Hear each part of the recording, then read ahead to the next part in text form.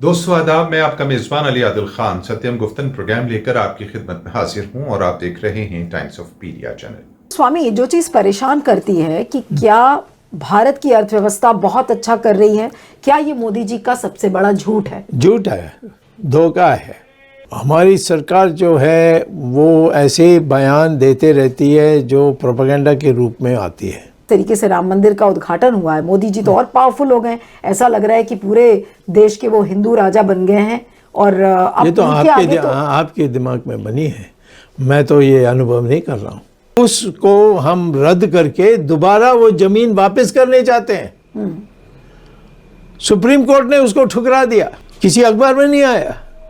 आज भी मैं बोलता हूँ, नहीं छापते, ट्विटर में मैं लिखते रहता हूँ कि हमारे लोग जैसे इंदिरा गांधी को सबक सिखाए वैसे बैठे हैं, परंतु उनको मौका नहीं मिल रहा है। लोग हैं वो ये कहते हैं कि देखिए राम मंदिर है, मोदी जी की एक अपील है, और तीसरा कि देयर इज नो आप लोग काफी आप ये तो मैंने बहुत सुना है। तो इंदिरा गांधी के मैं पंडित जवाहरलाल नेहरू के काल से सुनता हूँ कि कोई ऑल्टरनेटिव नहीं, कोई ऑल्टरनेटिव। ये तो आपकी रीढ़ की हड्डी तोड़ने के लिए बोलते हैं, और हो सकता है ये मोदी के ही लोग हैं।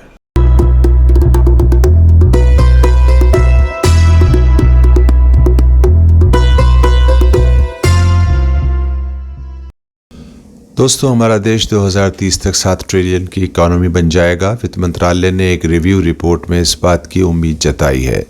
सरकारी रिपोर्ट के मुताबिक उसके उपायों से महंगाई नियंत्रण में है। रिपोर्ट में ये भी कहा गया है कि देश की जीडीपी अगले 4 वर्षों तक 7% ही बनी रहेगी। लेकिन सच्चाई ये है कि देश में आम आदमी के इस्तेमाल की चीज़ें जैसे पेट्रोल, गैस, डीजल, खाने का तेल, सब्जियां, लहसुन, प्याज, पैकेट का दूध, दही, मॉडर्न ब्रेड, चीनी, दालें, स्टेशनरी का सामान जैसे सभी का दाम जो एक बार बढ़ जाता है फिर नीचे आने का नाम ही नहीं लेता। अजीब बात यह है कि किसान उसके उत्पादन के दाम न मिलने और कर्ज में दबे होने की वजह से आए दिन आत्महत्याएं कर रहा है, और उसी के उत्पादन जब खुदरा बाजार में आते हैं तो कई गुना दाम के साथ बिक रहे होते हैं। तो बाजार की महंगाई पर कोई सरकारी चेक ही नहीं है। खाद्य पदार्थों की गुणवत्ता का हाल ये है कि दवा जैसी चीज़ ये बाजार में डुप्लीकेट मिलती है। और सच्चाई ये है कि भारत का जीडीपी 2014 से लगातार गिर रहा है, जबकि 7% जीडीपी वाला सरकार का दावा बिल्कुल बकवास है। मंत्रिमंडल नाम के लिए है, फैसला कोई और ही लेता है। पीएमओ के आदेश पर प्रोपेगेंडा और झूठ पब्लिश कराया जाता है, और अब तो प्रेसिडेंट स्टेट का सेक्रेटेरिएट भी पीएमओ से ही संचालित होता है। अखबार सच्चाई छापने की हिम्मत नहीं करते, टीवी चैनल्स जनहित के मुद्दों को पास नहीं आने देते। क्या मोदी इस जुमले से देश की जनता और मीडिया की रीढ़ की हड्डी तोड़ना चाहते हैं कि उनका कोई विकल्प नहीं है? क्या ये उन्हीं के द्वारा फैलाया गया जुमला है? नागरिकों के संवैधानिक अधिकार छीने जा रहे हैं। चुनाव आयोग के साथ तमाम सरकारी एजेंसी संविधान से नहीं, सत्ताधारी पार्टी के आदेश पर चलती हैं। लोकतंत्र के मंदिर से राम के मंदिर तक व्यक्ति विशेष की मनमानी चल रही है। कहा गया है कि इंदिरा गांधी ने इमरजेंसी के बाद चुनाव कराकर एक बड़ी सियासी गलती कर दी थी। वो और उनकी पार्टी हार गई थी, लेकिन नरेंद्र मोदी ऐसा नहीं करेंगे। वो आतंक बनाकर रखना चाहते हैं। नरेंद्र मोदी राम मंदिर प्राण प्रतिष्ठा के बाद अब हिंदू राजा या हिंदू डिक्टेटर बन गए हैं। क्या उनमें दिव्य शक्तियां प्रवेश कर गई हैं? क्या उनको अब कोई हटा और हरा नहीं सकता? नहीं, ऐसा हरगिज नहीं है। कहानी कुछ और है। असल में टीवी और अखबार में तो वो आता है जिसको मोदी चाहते हैं। अगर वो नहीं छापते तो उनको नौकरी से हटा दिया जाता है। ये भी याद दिलाना ज़रूरी है कि राम मंदिर निर्मोही अखाड़े को नरसिम्हा राव द्वारा दी गई ज़मीन को नरेंद्र मोदी उस दौर में वापस करवाना चाहते थे। इसके लिए उन्होंने सुप्रीम कोर्ट में एप्लीकेशन भी लगाई थी। ये एक अलग मुद्दा है, अलग से चर्चा होगी। केंद्रीय वित्त एवं कॉरपोरेट कार्य मंत्री निर्मला सीतारमण ने 1 फरवरी 2023 को संसद में केंद्रीय बजट 2023-24 पेश कर दिया है, जिसमें सरकारी उपलब्धियों का बखान जमकर किया गया है। लेकिन 2 हफ्ते के बाद एक ऐसा लेख अखबारों में आएगा जिसमें भारत की इकॉनमी पर सरकार द्वारा दिए गए आंकड़े सब झूठ साबित कर दिए जाएंगे। वीडियो में ये भी कहा जा रहा है कि अगर कोई अधिकारी सरकार की असलियत बता देगा तो उस पर झूठे केस लगाकर नौकरी छीनी जा सकती है या उसको मरवाया भी जा सकता है। अब ये सब कुछ जो हम कह रहे हैं, इसकी सच्चाई क्या है और ये सब कह कौन रहा है? चलिए दिखाते हैं इसका आपको पूरा सच इस वीडियो में। ध्यान से देखें और सोचें आइंदा नस्लों और देश के भविष्य के बारे में। आज हमारे साथ डॉक्टर सुब्रमण्यम स्वामी हैं, जो कि पॉलिटिशियन भी हैं, स्टैटिस्टिशियन हैं, इकोनॉमिस्ट हैं और मोदी सरकार के सबसे बड़े आलोचक बीजेपी के अंदर रहकर हैं। डॉक्टर स्वामी, आपका बहुत बहुत स्वागत है अजीत अंजुम के प्लेटफॉर्म पर। It's wonderful to have you on the programme. Budget के ठीक पहले एक रिपोर्ट ये कहती है कि भारत की अर्थव्यवस्था 2030 तक 7 ट्रिलियन की इकोनॉमी बन जाएगी। ये क्या है? क्या वाकई में ऐसा कुछ आपको दिख रहा है? मैंने तो बहुत देख लिया है। उन्होंने 18 को मोदी ने कहा कि मैं 5 ट्रिलियन कर दूंगा अब, और 2022 तक।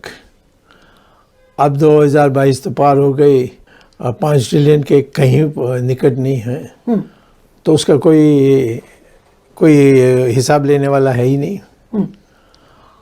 हमारी सरकार जो है वो ऐसे बयान देते रहती है जो प्रोपेगेंडा के रूप में आती है।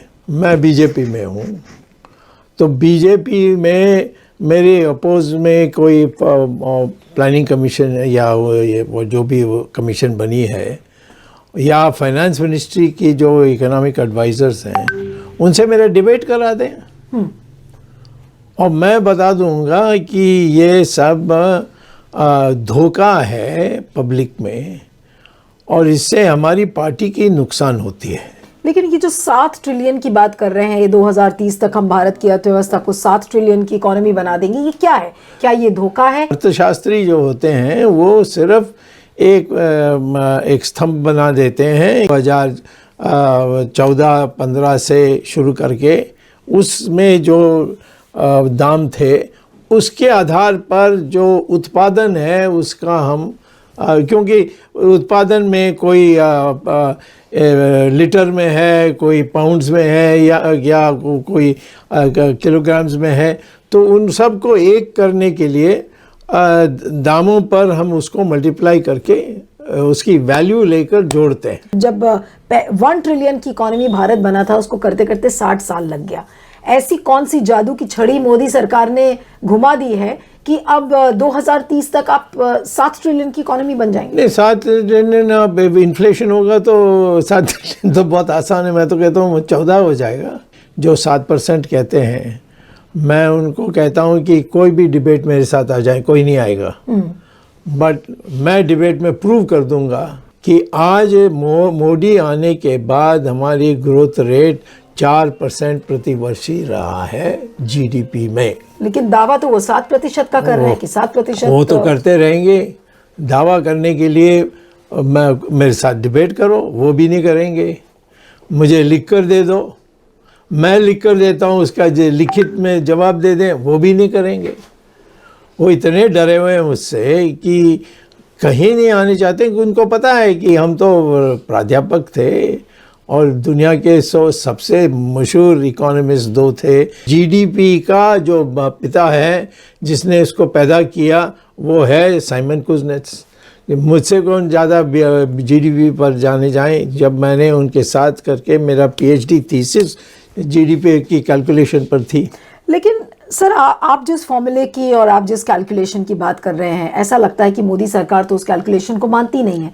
मेरा आपसे ये पूछना है कि उनका जो कैलकुलेशन का आधार है, जिसके आधार पर निर्मला सीतारमण या मोदी जी कहते हैं कि देखिए हमारा देश कितनी तरक्की कर रहा है। कहाँ उन्होंने आधार छापा है?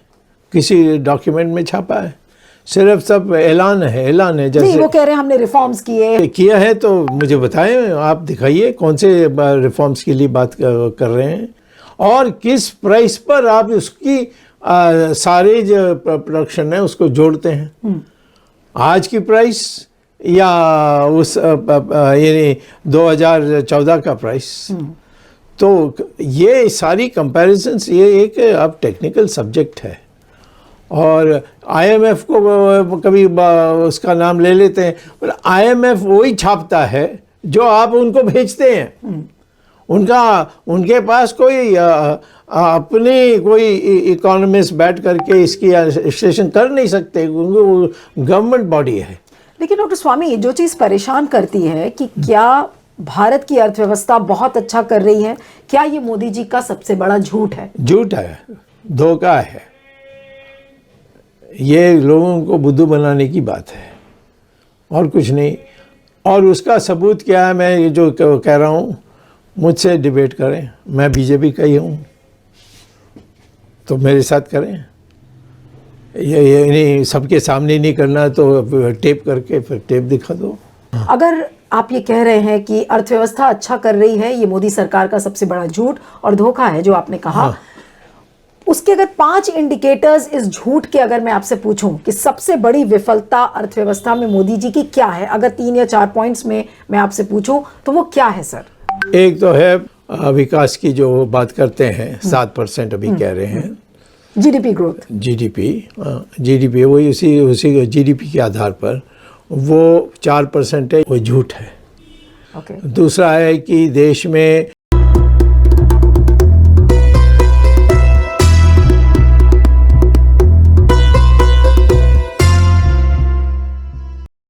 दूसरा है कि देश में बेरोजगारी कम हुई है, वो झूठ है। तीसरा है कि जो गरीबी की रेखा के नीचे जो संख्या है वो कम हुई है, वो झूठ है। तीसरा है कि हमारी जो एक्सपोर्ट इंपोर्ट में हमने एक्सपोर्ट ज़्यादा किया, इंपोर्ट कम किया है, वो झूठ है।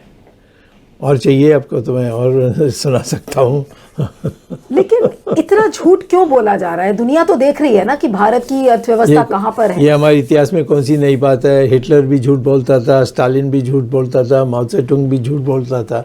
सारे जो तानाशाही मंशा के लोग होते हैं वो डरते हैं सच बताने के लिए। तो इसका मतलब ये है डॉक्टर स्वामी की जो बात फाइनेंस मिनिस्ट्री की इस रिपोर्ट में आई है कि 2030 तक भारत 7 ट्रिलियन की इकोनॉमी बन जाएगा, ये फालतू का एक शगुफा सरकार ने फेंका है लोगों को बुद्धू बनाने के लिए। Yes, correct. पूछें भाई, डॉक्टर सुब्रमण्यम स्वामी कहते हैं आप बुद्धू हैं, आपने धोखा दिया है, झूठ है, इसका जवाब क्या है? किसी को हिम्मत नहीं है आपके अखबार। सर मुझे हिम्मत तो है लेकिन हमें टाइम ही नहीं मिलेगा वित्त मंत्री। वही तो मैं कह रहा हूँ, आप घुस जाइए और पूछिए या क्यों नहीं दे रहे हैं आपको टाइम? आप कहिए कि आपको टाइम देंगे, परंतु तो आप कहेंगे स्वामी की ये जो बात है उसको खंडन करने के लिए मैं आ रहा हूँ।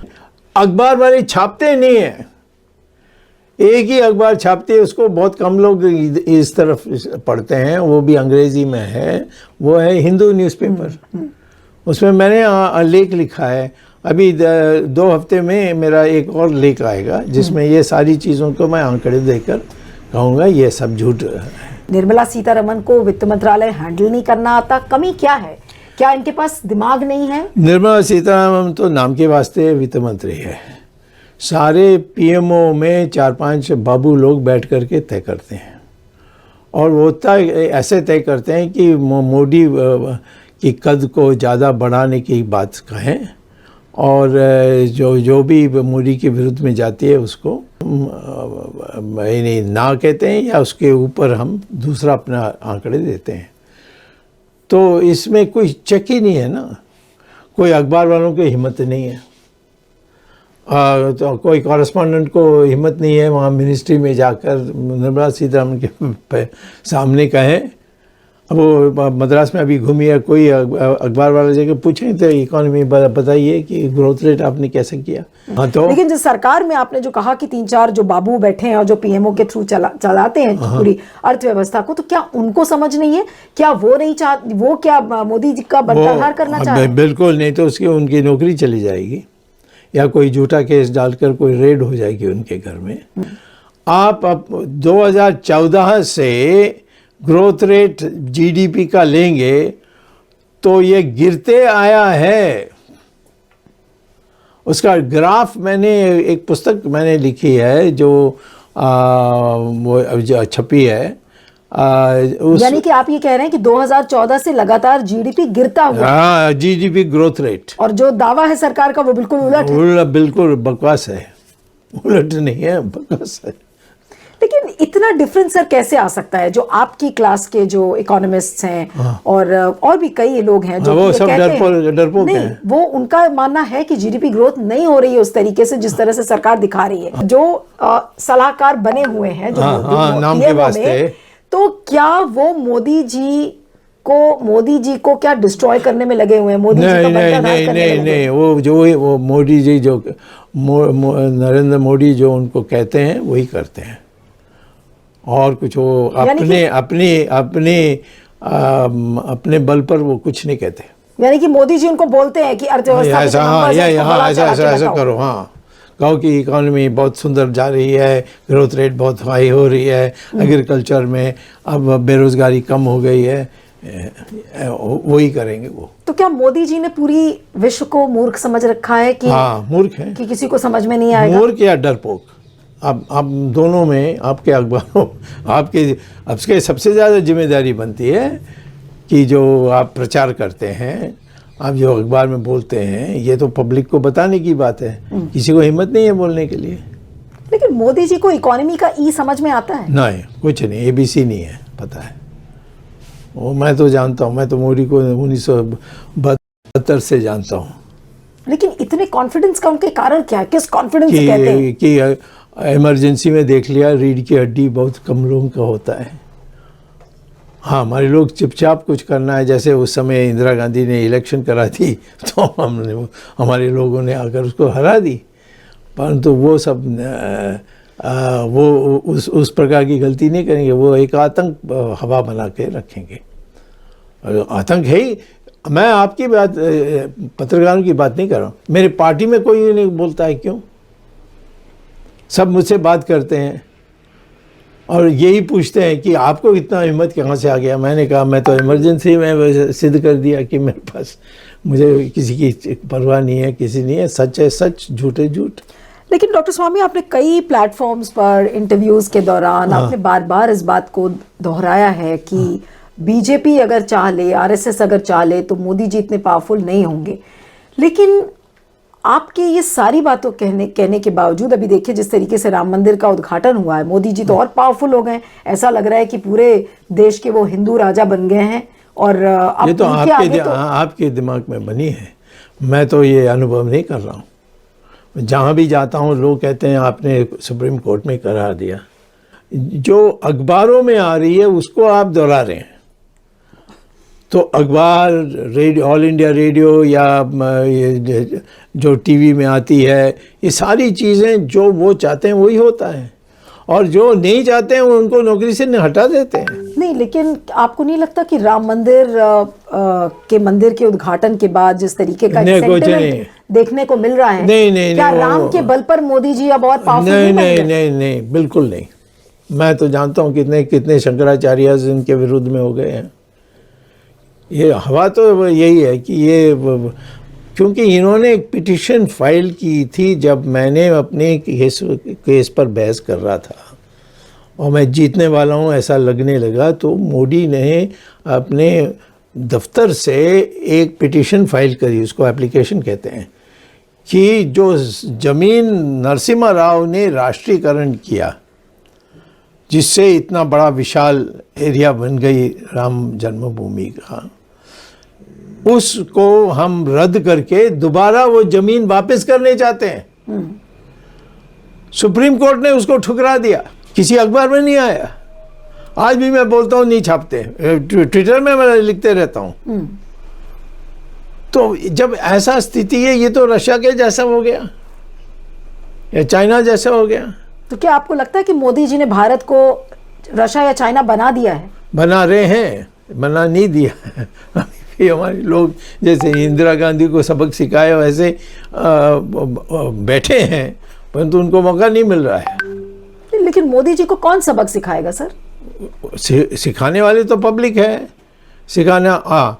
मैं ये हमारी पार्टी में ऐसे भी लोग हैं, वो कहते हैं कि हम अभी कुछ करेंगे तो उसका फ़ायदा तो सोनिया गांधी को जाएगा, और सोनिया गांधी को तो आप भी नहीं चाहते। लोग हैं वो ये कहते हैं कि देखिए राम मंदिर है, मोदी जी की एक अपील है, और तीसरा कि देयर इज नो आप लोग काफी आप ये तो मैंने बहुत सुना है। तो ये इंदिरा तीन गांधी factors का हैं मैं पंडित जवाहरलाल नेहरू के काल से सुनता हूँ कि कोई ऑल्टरनेटिव नहीं, कोई ऑल्टरनेटिव। ये तो आपकी रीढ़ की हड्डी तोड़ने के लिए बोलते हैं, और हो सकता है ये मोदी के ही लोग हैं, वो जवाब नहीं दे सकते हैं तो ये बोलते हैं कोई ऑल्टरनेटिव नहीं है। अरे तुम्हारे इलेक्शन में जो किसी को पकड़ के बना दो, मोदी इतना खराब है तो इससे खराब तो कोई हो ही नहीं सकता। सर बीजेपी में कहाँ ऑल्टरनेटिव है मोदी का? वो हजार हैं, मैंने नाम नहीं लूंगा, उनको निशाना बनाएंगे, बहुत लोग हैं। कौन तलाशेगा ये ऑल्टरनेटिव? ये जब खाई पैदा होगा, कोई एक मोदी जी मोदी निकल जाएंगे तो फिर हम ऑटोमेटिकली कहेंगे। जैसे जवाहरलाल नेहरू जाने के बाद शास्त्री आ गए, शास्त्री को पहले कोई मानता ही नहीं था। नहीं, लेकिन सवाल तो ये है कि क्या मोदी जी तीसरी बार प्रधानमंत्री बनने जा रहे हैं? वो आसार तो पूरे लग रहे हैं उसके। तो आप लोग अभी से अपने हथियार डाल दी तो मैं क्या करूं? नहीं, मैंने हथियार नहीं डाला, मैं तो जिस तरीके की तो ये क्या देखिए, ये उसको कहने की क्या जरूरत है आपको? वो दोबारा बन रहे हैं तो मैं क्या घर में बैठ जाना चाहिए? मैं ना बनूं इसके लिए मैं तो प्रयास कर रहा हूं, और लोग भी कर रहे हैं। हो जाएगा तो ठीक है, बनाने वाले में भी हम ही हैं, क्योंकि उस समय सोनिया गांधी के विकल्प में कोई भी अच्छा है ऐसा था। बाकी लोग किसी बात पर उनकी रीढ़ की हड्डी टूट गई थी, जिनके नाम पहले चलता आपको था। पछतावा होता है कि मोदी जी प्रधानमंत्री भारत नहीं, से बने? मैंने उस समय और कोई नहीं बच सकता था। दोस्तों, अगर आप टाइम्स ऑफ पीडिया की विचारधारा और नज़रिए से इत्तेफाक रखते हैं तो आपसे निवेदन है कि हमारी वीडियोस को लाइक शेयर करने के साथ चैनल को सब्सक्राइब कर लें, ताकि आप भी हमारे साथ नेशनल बिल्डिंग की इस कोशिश में हम सफल रहें। जय हिंद, शुक्रिया।